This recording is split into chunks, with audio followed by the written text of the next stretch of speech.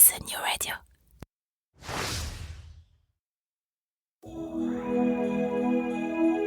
Cette année, du 1er au 24 décembre, pour encore mieux vivre le temps des fêtes, comme on dit de l'autre côté de l'Atlantique, Objectif Québec, le podcast, vous propose de vous plonger dans l'avant québécois. Ainsi, chaque jour, avec Christelle, nous répondons à une question sur la culture québécoise. Au total, 24 questions, des plus farfelues aux plus sérieuses. 24 occasions de mieux connaître le Québec tout en s'amusant. 24 épisodes pour dire au revoir à 2024.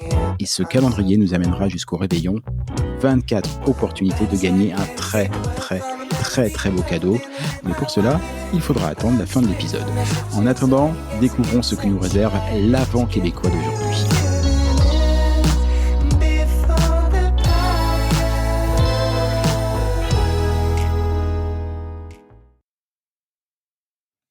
Nous sommes le 6 décembre 2024 et comme on se pose plein de questions dans tous les sens sur le Québec, sur la culture québécoise, sur la société québécoise, on continue d'ouvrir le calendrier de l'Avent d'Objectif Québec avec Christelle. Tu es prête? Une nouvelle Oui. pour toi.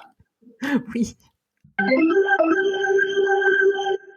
Je sais que tu adores cette musique et juste pour toi, aujourd'hui, c'est cadeau, c'est bonheur, je te la remets une deuxième fois. La question était un peu longue, ça m'a permis de la lire une deuxième fois. Christelle, pourquoi le pâté chinois s'appelle-t-il le pâté chinois? Non, pourquoi cette question? Et pourquoi pas? Pourquoi pas? Oui, t'as raison. Le pâté chinois.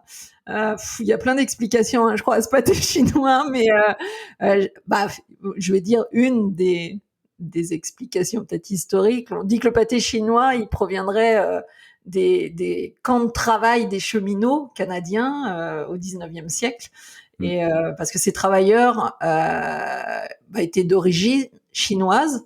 Et en fait, ils auraient préparé ce plat avec des ingrédients qui étaient complètement accessibles, de la viande hachée bon marché, du maïs en conserve, des pommes de terre. Et en fait, c'est ce mélange-là qui aurait été adopté par les Québécois. Donc, c'est une de mes théories du pâté chinois. Et le pâté chinois au Québec, il s'appelle pâté chinois, je pense pour cette raison simple-là. Mais les Québécois, pour eux, en tout cas, chaque famille a souvent sa version déclinée du pâté chinois. C'est peut-être un peu comme chez nous, quoi, sur un plat familial.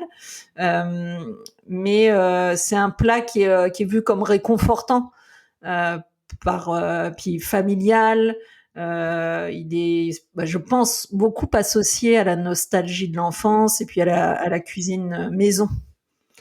Oui, et puis alors, pour l'explication, j'avais exactement la même explication. J'en ai entendu d'autres, des plus ou moins farfelus, mais a priori, la seule vraie explication officielle, c'est celle que tu as dit sur cette grande époque où tous ces gens venus de Chine, d'Asie en général, sont venus pour construire les voies ferrées au Canada et au Québec, et donc on les nourrissait comme ça. Juste sur le pâté chinois, moi, ça m'a surpris au départ. Le pâté chinois, je me dis, oh là là, c'est un chip parmentier, mais qu'est-ce qu'ils sont allés mettre du maïs dedans? Ou du blé d'Inde, comme on dit. Et en fait, vous savez quoi? C'est pas mal du tout le pâté chinois. Voilà, allez-y, vous pouvez y aller, vous m'en donnerez des nouvelles. C'est pas mal du tout, et pour le coup, ça fait vraiment partie de la culture québécoise. C'est exact. À demain, Christelle. Bye bye. Ciao.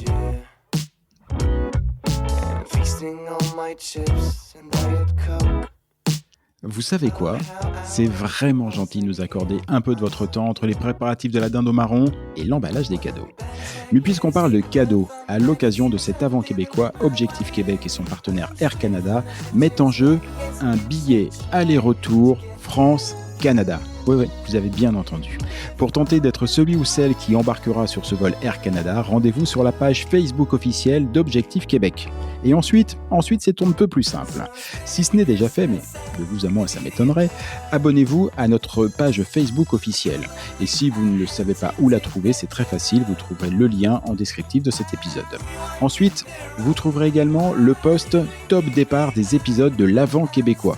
Il vous suffit alors d'écrire « Je participe » en commentaire de cette publication et hop, le tour est joué, vous avez participé. Et si vous voulez augmenter vos chances de gagner, n'hésitez pas alors à partager cette publication en taguant l'équipe d'Objectif Québec dans votre commentaire.